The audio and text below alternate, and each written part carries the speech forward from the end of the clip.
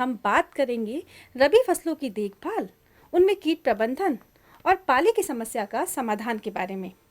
और आज इस तमाम बातों पर जानकारी के लिए हमने आमंत्रित किया है हमारे आज के इस विषय के खास विशेषज्ञ डॉक्टर अतर सिंह मीणा जी को। सर, चूँकि अभी रबी फसलों का समय चल रहा है, तो अभी हमें रबी फसलों में ऐसे कौन कौन से समसामयिक कृषि कार्य हैं जो करने चाहिए, ये हमारे आप किसान भाइयों को बताइए। किसान भाइयों, जो रबी की फसलें हमारी खड़ी हैं उसमें जो मुख्य रूप से कृषि कार्य किए जाने हैं, एक तो सिंचाई का कार्य है, खाद उर्वरक का प्रयोग का कार्य है, और जो फसलों में कीट व्याधियाँ लगी हैं उनके नियंत्रण का कार्य हमको करना है। साथ में जैसे जो शीतलहर चलती है, पाला पड़ने की संभावना रहती है, तो पाले के बचाव के उपाय भी हमको मुख्य कृषि कार्य करिए जाने हैं। डॉक्टर साहब, अगर हम बात करें रबी फसलों की, तो रबी की फसलों में गेहूं, चना, जौ, सरसों इत्यादि प्रमुख फसल मानी जाती है। अगर हम बात करें चने की, तो चने में एक रोग दिखाई देता है फली छेदक। तो ये फली छेदक रोग क्या है और कैसे हम इसे नियंत्रण में कर सकते हैं, इसके बारे में आप बताइए। किसान भाइयों, ये जो फली छेदक है वो एक 1.25 इंच लंबी एक हरे रंग की लट होती है जो बाद में भूरे रंग की हो जाती है। और ये लट प्रारंभ में जो हमारी चने की फसल है उसकी पत्तियों को खाती है, लेकिन बाद में जाके जब फली आते हैं तो फली के अंदर ये प्रवेश कर कर उसको नुकसान पहुंचाती है।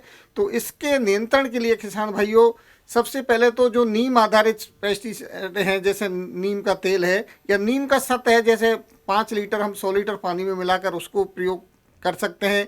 या एक NPB आती है 250 LE 1 ml प्रति लीटर पानी के हिसाब से, उसका प्रयोग कर सकते हैं। BT है 750 L, उसको प्रयोग कर सकते हैं। जहाँ तक रासायनिक नियंत्रण के लिए है तो हम मेलाथियोन जो एक दवाई है, फूल आने से पहले उसके 20 से 25 किलोग्राम प्रति हेक्टेयर प्रयोग कर सकते हैं, और फूल आने के बाद 1 ml प्रति लीटर पानी के हिसाब से मेलाथियन 50 cc का प्रयोग करके हम इसको नियंत्रण कर सकते हैं।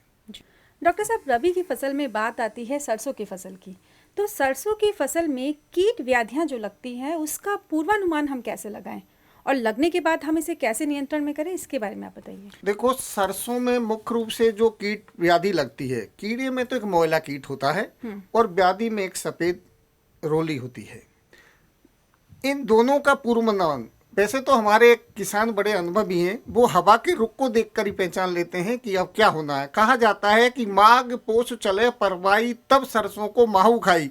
यदि माघ और पोष में पूरब की तरफ से हवा चलती है तो हमारी जो ये मोयला कीट है इसका प्रकोप होने की संभावना रहती है। और यह इसी हवा का प्रभाव हमारी इस जो सफ़ेद रोली है, इस सफ़ेद रोली के बारे में कहा जाता है, यदि जैसे बादल छाए रहते हैं और 1 सप्ताह या 10 दिन तक यदि 4 घंटे प्रतिदिन के हिसाब से भी यदि धूप नहीं निकलती है तो रोली का प्रकोप बढ़ने की निश्चित रूप से संभावना रहती है। तो इन दोनों के नियंत्रण के लिए, जहाँ तक कि ये मोला है, तो मोला के लिए हम डाइमिथोट 30 EC एक दवाई आती है, उसकी हम 1 से 1.5 ml प्रति लीटर पानी के हिसाब से प्रयोग करके नियंत्रण कर सकते हैं। और जो सफ़ेद रोली के एक रिडोमिल MZ है 2 ग्राम प्रति लीटर पानी के हिसाब से, उसको छिड़काव करके हम सफ़ेद रोली पर भी नियंत्रण पा सकते हैं। डॉक्टर साहब, रबी फसलों का हमारे कृषि उत्पादन में, उसकी उत्पादकता में काफ़ी महत्वपूर्ण योगदान माना जाता है, और रबी फसलों में गेहूं और जौ भी एक प्रमुख फसल मानी जाती है। तो गेहूं और जौ की उत्पादकता को बढ़ाने के लिए हम कितनी मात्रा में उर्वरक डालें, ये आप हमारे किसानों को बताइए। देखो, आपने सही कहा कि बहुत बड़ा महत्व उत्पादन, तो कहा जाता है कि अधिक उपज का राज है खाद, पानी और बीज, इसमें चूक न कीजिए, ये अनुभव की सीख। तो हमें खाद पानी भी देते हैं, तो खाद को वैसे तो मिट्टी परीक्षण के आधार पर प्रयोग करने की सिफारिश हम करते हैं। और बुवाई के समय जो किसान भाई प्रयोग करते हैं या जिन्होंने अब नहीं किया है, तो वो इस समय खड़ी फसल में भी प्रयोग कर सकते हैं। विशेष रूप से जैसे गेहूं की फसल है, तो गेहूं की फसल में प्रथम सिंचाई के बाद 20 से 25 दिन वाले जैसे प्रथम सिंचाई करते हैं, उसके बाद में 50 किलोग्राम यूरिया का प्रयोग करें, और उसके बाद दूसरी सिंचाई में भी 50 किलोग्राम यूरिया का प्रयोग करें। इसी प्रकार जो जौ की फसल है, वो जौ की फसल में 44 किलोग्राम यूरिया पहली सिंचाई के बाद और 44 किलोग्राम यूरिया दूसरी सिंचाई के बाद प्रयोग करके किसान भाई अपनी फसल में अधिक से अधिक उत्पादन ले सकते हैं।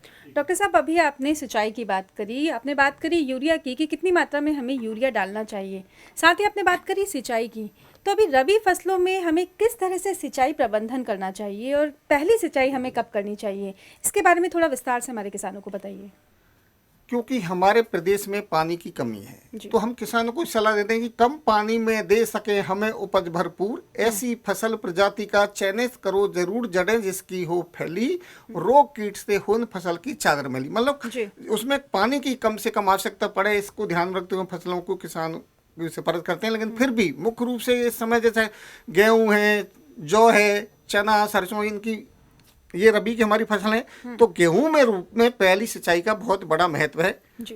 वो 20 से 25 दिन बाद में करने की सिफारिश, जो सीड जड़ जमने की अवस्था होती है। मुख्य रूप से अधिकांश किसानों ने ये सिंचाई कर चुकी, क्योंकि अब तो दूसरी तीसरी सिंचाई किसान भाई कर रहे हैं। तो जहां तक जैसे दूसरी सिंचाई है, गेहूं में हम 6 सिंचाई की जरूरत पड़ती है। पहली 20 से 25 जो सीड जड़ जमने की अवस्था है, दूसरी 45 से 50 दिन होता है जब वो उसमें किल्ले फूटते हैं, टिलर्स। उसके बाद तीसरी सिंचाई है वो 65 से 70 दिन है, गांठ बनने की अवस्था है। जी। फिर चौथी सिंचाई में हम 85 से 90 दिन की है, जब बालियां आने लग जाती हैं, और 90-95 दिन पर दूधिया अवस्था आती है, उस समय करते हैं। और उसके बाद में 110 से 15 दिन दाना बनने की अवस्था, और 115 से 20 से या 25 दिन तक हम जो पकने की अवस्था होती है उस समय सिंचाई करते हैं। जौ में भी पहली सिंचाई जैसे 30 से 35 दिन बाद करते हैं, 65 से 70 दिन है, 90 से 95 दिन के हिसाब से करते हैं। इसी प्रकार सरसों है 30 से 40 दिन पे पहली करते हैं, उसके बाद 70 से 80 दिन पे दूसरी सिंचाई होती है। ये जैसे पहली सिंचाई सरसों में मुख्य रूप से जैसे फूल बनने से पहले करते हैं, और दाना फली में दाना बनते समय वो दूसरी सिंचाई करते हैं। दो सिंचाई पर्याप्त रहती हैं। इसी प्रकार जैसे चना है, पहली सिंचाई फूल आते समय 40 से 45 दिन की बात करते हैं, और 60 से 65 दिन पर जब फली में दाना बनते लगे, फली बनते लगे, उस समय हम सिंचाई की सलाह देते हैं किसान भाइयों को।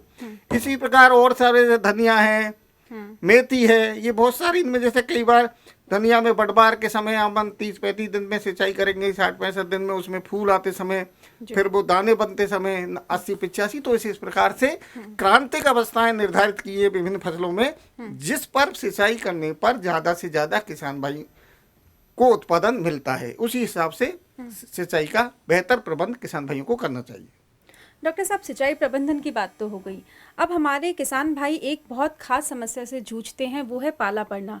तो पाला पड़ रहा है, इसका पूर्वानुमान हम कैसे लगाएं और इसके क्या लक्षण हैं, इसके बारे में थोड़ा सा किसान भाइयों को बताइए। किसान भाई तो हमारे इस मामले में भी बहुत अनुभवी हैं। मतलब वो पूर्वानुमान ऐसा नहीं है कि 1-2 दिन पहले तो पता लगाते ही हैं, लेकिन पहले भी बहुत सारे हवा के रुख के आधार पर, यदि भादो पछुआ माघ में पाला, भादों में पश्चिमी हवा चलती है तो माघ के महीने में पाला पड़ता है। कई बार ये है कि हवा का रुख एकदम रुक जाता है। जैसे ये मुख्य रूप से जो लक्षण होते हैं वो ये होता है कि दोपहर तक यदि मौसम साफ है और हवा चलती है, दोपहर बाद अचानक यदि हवा रुक जाए जी, या आधी रात के बाद में हवा रुक जाती है और तापमान भी 0 डिग्री सेल्सियस से नीचे चला जाता है, तो पाला निश्चित रूप से पाला पड़ता है, और पाला रात्रि के तीसरे और चौथे पैर में पड़ने की संभावना रहती है। जी। जहां तक पाला पड़ने के और लक्षण है कि अब पाला पड़ गया मानो हमारी फसलों पर, किसान भाई कई बार कहते हैं कि इससे क्या होने वाला है। तो पाला पड़ने पर क्या होता है कि पाला, क्योंकि तापमान 0 डिग्री सेल्सियस से नीचे चला जाता है, तो ये पौधों के जो तनों में, पत्तियों में जो प्रोटोप्लाज्म होता है और पानी जो रहता है, तो उसका आयतन बढ़ जाता है। अब आयतन बढ़ने के लगभग 10% बढ़ जाता है, तो उससे हमारी कोशिका भित्तियां फट जाती हैं, और फटने पर वो पौधा मुरझा जाता है, सूख जाता है। इसी प्रकार कई बार जैसे ओस पड़ती है, छोटी बूंद पड़ती है, या पौधे में पानी होता है, उसके भी बर्फ बनने या ऊपर भी बर्फ की परत सी जम जाती है, सफेद नजर आता है, तो उससे हमारे भी पत्ती, ये जो पेड़ पौधों की भी है, वो झुलस जाती हैं। प्रोटोप्लाज्म, उसकी जैविक क्रियाओं या और जो है संतुलन होता है वो बिगड़ जाता है, तो उससे फसलों को नुकसान होता है। फसलों में जहाँ तक नुकसान की बात है, तो नुकसान में तो उनका जो टेस्ट है फलों का वो भी खराब हो जाता है, झुलस जाते हैं, दानों में झुर्रियाँ पड़ जाती हैं। ये सारे मुख्य रूप से इनके नुकसान के भी लक्षण होते हैं एक तरह से। जी। डॉक्टर साहब, आपने लक्षणों की बात कर ली कि किस तरह से पाला पड़ता है, तो क्या क्या लक्षण दिखाई देते हैं। लेकिन अगर हम बात करें कि इन लक्षणों से निपटने के लिए या इसके प्रभाव से निपटने के लिए हमें किस तरह के प्रयास करने चाहिए, तो उसके बारे में आप बताइए। पाला से बचाव के लिए किसान भाइयों, सबसे पहला जो उपाय है वो तो यह है कि हल्की सिंचाई करने की सलाह हम देते हैं। वैसे इस बार अच्छा है किसान भाइयों, अभी जैसे कुछ प्रदेश में जो बरसात हुई है, मावठ जो हुई है, उससे थोड़ा पाले पड़ने की संभावना भी कम हो जाएगी, क्योंकि सिंचाई के रूप में हमारा ये जो मावठ हुई है वो काम करेगी। लेकिन फिर भी जब भी पाला पड़ने की संभावना हो तो किसान भाई हल्की सिंचाई अवश्य करें। इसके साथ साथ में कई बार हमारे जो बहुमूल्य पौधे रहते हैं, फलदार पौधे रहते हैं या कुछ सब्जी के पौधे, तो हम उत्तरी पश्चिमी दिशा में जिधर से हवा आने की संभावना रहती है वहाँ कुछ टाटी या इस तरह के वो लगा देते हैं, जिससे वो हवा का प्रभाव सीधा नहीं पड़े, तो उससे बच जाए। छोटे पौधों को भी पॉलीथीन की, वैसे तो आजकल आधुनिक में तो plastic tunnel, low tunnel, mulch इस तरह के आ रहे हैं कि जिससे हमारे इन फसलों पर पाले का प्रभाव नहीं पड़ता है। कई बार हालांकि पर्यावरण प्रदूषण को ध्यान में रखते हम धुआं करने की सिफारिश कम देते हैं, लेकिन धुआं भी यदि उत्तरी पश्चिमी दिशा की तरह रात में यदि जगह जगह थोड़े धुआं कर दें तो वो धुआं हवा के साथ खेत में आएंगे तो उससे भी 3-4 डिग्री सेल्सियस तापमान बढ़ जाता है, तो उससे भी पाले के प्रभाव से बचे रहते हैं। लेकिन फिर भी हम इसको नियंत्रण के लिए रासायनिक नियंत्रण में बात करते हैं तो घुलनशील गंधक आती है, 2 ग्राम प्रति लीटर पानी के हिसाब से हम उसको छिड़काव करने की सलाह देते हैं। गंधक का तेजाब 1000 लीटर पानी में 1 लीटर के हिसाब से प्रयोग करने से भी पाले का प्रभाव कम होता है, लेकिन थोड़ा इसमें वो रहता है जलने का, तो हमें इसमें पानी में तेजाब डालना चाहिए ताकि वो जले नहीं, हाँ डाइल्यूट अच्छी तरह हो जाए। इसके साथ साथ कई ऐसा डाइमिथाइल सल्फोऑक्साइड आता है 78 ग्राम 1000 लीटर पानी में, उसका भी कर सकते हैं। ग्लूकोज है 0.1%, वो भी कर सकते हैं। एक थायोग्लाइसिक एक एसिड आता है 0.1%, उसको भी। तो ये एक तरह के पाले से बचाव के लिए रासायनिक नियंत्रण किसान भाई करके अपनी फसलों को बचा सकते हैं। हम बात कर रहे हैं रबी की फसलों की देखभाल, कीट प्रबंधन और पाले की समस्या के समाधान के बारे में। डॉक्टर साहब, चूंकि अभी आपने बात करी थी फल और सब्जियों की भी, जब हम पाले की बात कर रहे थे तो फल और सब्जियों की भी बात आ रही थी, तो फल और सब्जी जो भी अभी मौसमी फल और सब्जी हैं, इसमें कैसे हम कीट रोग प्रबंधन करें, इसके बारे में आप थोड़ा सा बताइए। देखो किसान भाइयों, फलों में विशेष रूप से यदि हम देखें तो इस समय जैसे हमारे अमरूद है, अनार की फसल है, इसमें एक मिली बग कीट लगता है जो हमारी टहनियों में पंखुड़ियों का रस चूस कर उन फसलों को नुकसान पहुंचाता है। तो इसकी रोकथाम के लिए हम जैसे डाइमिथोट TCC जो दवाई है उसकी 1 मिलीलीटर प्रति लीटर के हिसाब से उसको बचाने के लिए प्रयोग कर सकते हैं। इसके अलावा जो आम है उसमें माल फॉर्मेशन होता है, कुरूपित हो जाता है, पत्तियों छोटी रह जाती हैं और वो पंखुड़ियाँ फूल में गुच्छा सा बन जाता है।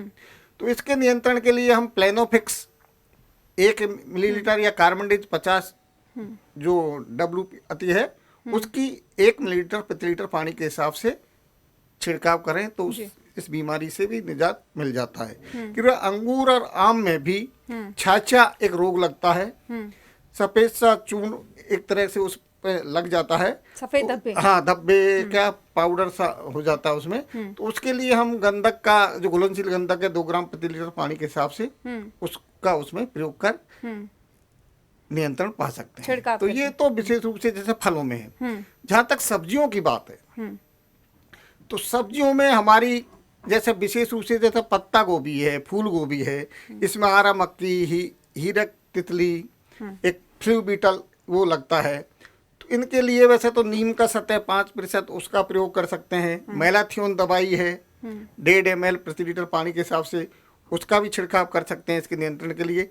इन्हीं फूल गोभी में कई बार एक बोरान तत्व की कमी के कारण उसके फूल छितरे हो जाते हैं और पत्तियां भी केदारों से पीली होकर कुछ लाल, हल्के लाल रंग की हो जाती हैं। तो उसके नियंत्रण के लिए वैसे तो हम किसान भाइयों को सलाह देते हैं कि बोरेक्स का प्रयोग बोते समय ही करना चाहिए 10 किलो प्रति हेक्टेयर के, लेकिन नहीं किया तो खड़ी फसल में भी 3 ग्राम प्रति लीटर पानी के हिसाब से बोरेक्स का छिड़काव करके इस बीमारी से भी निजात पा सकते हैं। इसके अलावा हमारी और भी जैसे बहुत सारी मटर है, मटर में भी ये फली छेदक फली छेदक भी लगता है और एक ये जो छाछे रोग उसमें भी लगता है। फली छेदक के लिए डाइमिथोट TCC दवाई का प्रयोग कर सकते हैं, मेलाथियन का प्रयोग कर सकते हैं। और ये जो पाउडर वाला लगता है इसमें आप ये मैंकोजेब का कर सकते हो। एक डाइफेनोकोनाजोल आता है, उसकी भी आधा ग्राम प्रति लीटर के पानी के हिसाब से उसको प्रयोग कर सकते हो। और घुलनशील गंधक 2 ग्राम प्रति लीटर पानी के हिसाब से उसमें भी प्रयोग का नियंत्रण पा सकते हैं। तो मुख्य रूप से फल सब्जियों में हमारी ये जो लगती हैं, मिर्ची, टमाटर, बैंगन में मिर्ची में एंथ्रेक्नोज लगता है, टमाटर में फली छेदक लगता है, और बैंगन में छोटी पत्ती एक रोग है जो माइकोप्लाज्मा लगता है। तो छोटी पत्ती रोग के लिए हम वही मेलाथियोन या डाइमिथोट का छिड़काव की सलाह देते हैं। टमाटर में जो फली छेदक कीट लगता है, फली छेदक, उसमें हम यही नीम का जो सत है या मेलाथियोन या डाइमिथोट दवाई है उसका प्रयोग कर सकते हैं। एसीपेट 75 SP आता है, आधा किलोग्राम प्रति हेक्टेयर के हिसाब से उसको प्रयोग करने की सलाह देते हैं। इसके अलावा जो मिर्ची में है, ये जो एंथ्रेक्नोज है ऊपर से सूखने लगता है, पौधा नीचे की ओर सूख जाता है, उसके नियंत्रण के लिए जो मैंकोजेब दवाई है उसकी 2 ग्राम प्रति लीटर पानी के हिसाब से छिड़काव की सलाह देते हैं ताकि इन बीमारी कीड़ों से नियंत्रण पा सके किसान भाई। डॉक्टर साहब, हमने रबी फसलों की बात कर ली, हमने फल और सब्जियों की बात कर ली कि किस तरह से हम उनमें कीट रोग प्रबंधन करें। अब बात आती है मसाला फसलों की। तो मसाला फसलों में कैसे हम कीट रोगों की रोकथाम करें, इसके बारे में बताएं। मसाला फसलों में मुख्य रूप से जो फसल है इस समय उसमें एक तो जीरा और लहसुन है। जीरे में विशेष रूप से क्योंकि जो ऐसा मौसम है जब बादल छाए रहते हैं इस तरह, तो ये जो झुलसा बीमारी है उसकी ज़्यादा प्रकोप की संभावना रहती है। तो मैंकोजेब दवाई 2 ग्राम प्रति लीटर पानी के हिसाब से छिड़काव करके उसको नियंत्रण कर सकते हैं। लहसुन में क्या है कि पर्णजीवी थ्रिप्स होता है, वो रस चूसता है। तो रस चूसने से जो पर्णहरित रहता है उसका वो कम हो जाता है, जिससे हमारे वो सफ़ेद चकत्तेदार बन जाते हैं पौधे से। इसके नियंत्रण के लिए हम वैसे तो नीम का सत है उसकी भी सलाह देते हैं, एंडोक्सिकार्ब है उसको देते हैं। इसके अलावा मेलाथियोन दवाई भी किसान भाई डाल सकते हैं। एक मैक्टोबेंजोइट है, आधा ग्राम प्रति लीटर पानी से हिसाब से उसको भी प्रयोग कर सकते हैं। तो इमामावेक्टिन जो बेंजोइट जो दवाई है, इनमें से किसी भी दवाई का प्रयोग करके ये जो है, जैसे डायन्यूमोनिड जो तुलसीता रोग लग जाता है तो मैंकोजेब दवाई 2 ग्राम प्रति लीटर के पानी से के हिसाब से छिड़काव करके उस तुलसीता का भी लहसुन की फसल में नियंत्रण कर सकते किसान भाई जी। और डॉक्टर साहब, जैसे आप बात करें इन दवाइयों के छिड़काव की, तो क्या अहम हमें बातें ध्यान में रखनी चाहिए हमारे किसान भाई बहनों को जब वो इस दवा का छिड़काव करें, इसके बारे में बताइए। देखिए, दवा का छिड़काव करते समय किसान भाइयों सबसे पहले तो ये है कि हमें अनावश्यक नहीं करना चाहिए। एक आर्थिक स्तर है, क्षति का स्तर के, जैसे सरसों में मोला था तो उसमें देख लेना चाहिए कि प्रति 10 सेंटीमीटर में 25 मोला हो तभी उसका करना चाहिए। या आपको फेरोमोन ट्रैप्स लगाते हैं कई जगह फली छेदक में, तो फेरोमोन ट्रैप्स यदि हर 2-3 दिन में 1-2 तितली उसमें मिलती हैं तभी करना चाहिए। मतलब ऐसा नहीं करना चाहिए। करते हो दवाई छिड़कते समय विशेष रूप से ध्यान ये रखना चाहिए कि वो हवा ऐसा नहीं है कि खुद वो अपनी तरफ आ रही है, हवा की उस दिशा से की तरफ ही उसका छिड़काव करना चाहिए। और अपने हाथों में और मुंह पे ग्लव्स और ये सारा पूरी सावधान रखिए। बच्चों से पहुंच से दूर दवाइयाँ रखनी चाहिए। और जैसे ही उसको है तो साबुन से हाथ धोने चाहिए। उसी नहीं कि वो दवाई छिड़की और उसी से आप कुछ खाने पीने लग जाएं। तो किसान भाइयों, आज कार्यक्रम में हमने जाना रबी फसलों की देखभाल, किस तरह से हम कीट प्रबंधन करें और किस तरह से पाले की समस्या का समाधान लें।